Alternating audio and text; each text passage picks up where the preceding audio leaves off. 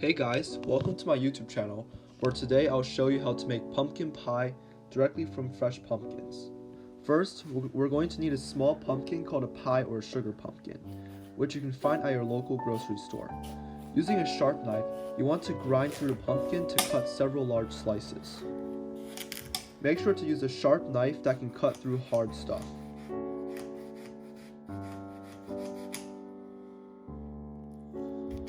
Now, using a spoon, we're going to remove the pulp and the seeds from the pumpkin.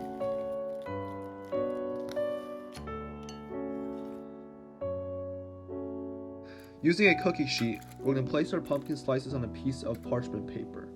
Roast them at 400 degrees for 35 to 40 minutes. About 20 minutes into the baking process, decrease the oven temperature to 350 degrees so that we don't burn our pumpkins.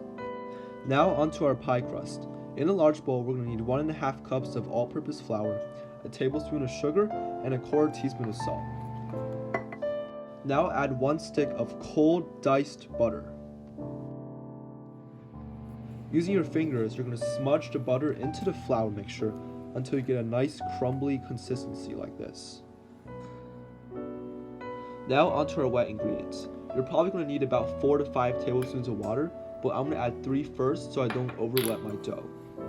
When making a flaky pastry like pie crust, it is absolutely crucial that you use as little as water as possible to combine your dough together. If you add too much water, you run the risk of having the dough shrink when you're baking it. As you can see, I just added 1 more tablespoon of water, and now I'm going to flip my dough onto my surface board, and I'm going to knead it together until it just comes together. It might look crumbly at first, but it's going to come together. Now I'm going to wrap it in cling film wrap and let it rest in the fridge for at least 30 minutes. Once your pumpkins are done roasting, we're going to let them cool for a bit before we start peeling. Now we're going to peel the skins off the pumpkins and then put the flesh directly into a blender.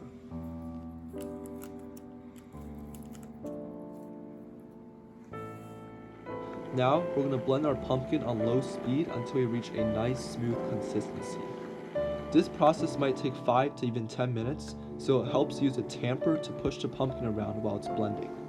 If you find that your blender is getting clogged, you can puree the pumpkin in separate smaller batches. Ultimately, it is important that you get a nice smooth consistency throughout your puree. The puree will set the basis for a pumpkin pie, and if the puree is nice and smooth, the pumpkin pie custard will also be nice and smooth. We are going to refrigerate our pumpkin puree until we are ready to use it later. Once your pie crust is done resting, we're going to roll it out into a large circle so it can fit our pie pan.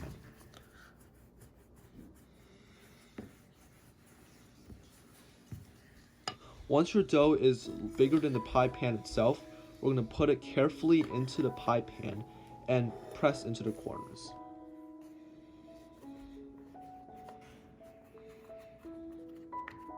Fill in any holes that are in your pie crust. It doesn't have to look perfect.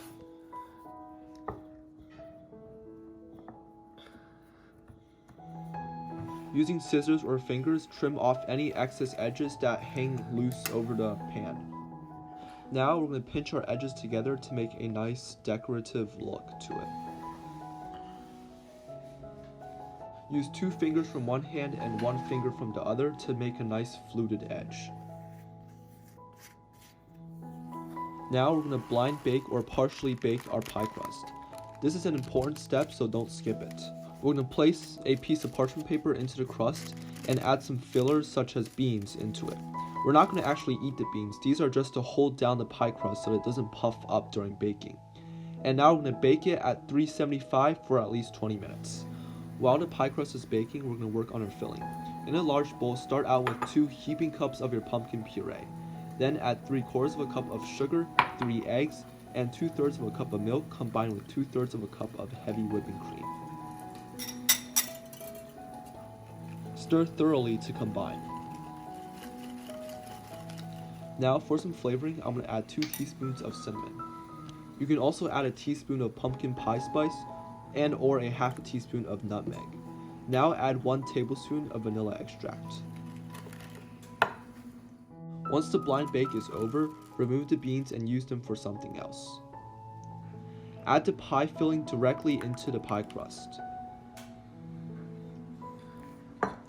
Now I'm going to use an egg wash, which is simply 1 egg combined with 1 tablespoon of water to brush the pie crust for a better and more beautiful finish to it. And then we're going to put it in the oven at 325 degrees and bake for 50 to 60 minutes. Once your pie is done baking, it should look a little something like this. The crust should be nice and shiny and the custard should jiggle a little bit. This signals that the custard is done baking. Now, once you take the pie out, let it cool to room temperature and let it cool in the refrigerator for at least 4 hours before serving. This allows the filling to really set up and give you nice, firm slices. Finally, after all this hard work, we are ready to eat. And oh boy, does this pumpkin pie look delicious. I love to eat my pies with a bit of ice cream or whipped cream, as that just makes it so much more delicious. My only concern about the finished product is that the pie filling cracked a little bit at the edges. I think this is because I overbaked my pie. I baked my pie for more like 75 minutes rather than 60 minutes. So I hope that you do not make the same mistake as I do. Keep in mind, bake your pie between 50 and 60 minutes and no longer than that. Anyways, thank you for watching this video and make sure to subscribe and like for future updates. Thank you.